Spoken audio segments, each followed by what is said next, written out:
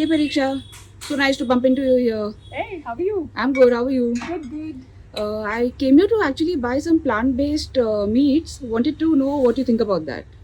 Plant-based meats, they're good on the food label, but again, we need to go beyond that label, right? They have tried to compare meat protein and meat nutrients with plant protein and plant nutrients, right?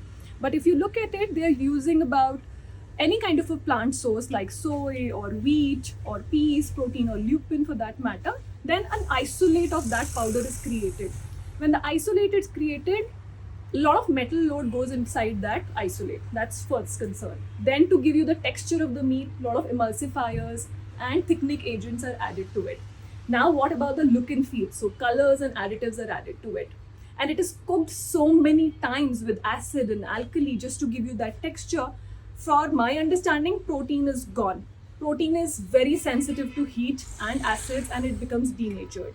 So what is getting available for our body? I have no idea, right? When I say plant protein, I say chickpea, rajma, chana, chola, lobia, and the kind of patties that we can make out of those at home, right? Not these ultra processed vegan meats that we prefer, right?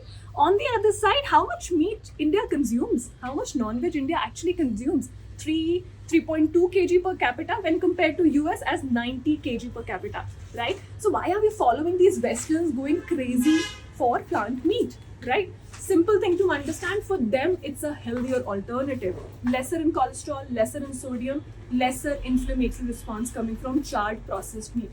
So for them it makes sense. For us who actually use plant-based diet as sambars and dals and things like that, I'm not such a big fan. I hope I answered your question. Yes, thank you so much. Thanks.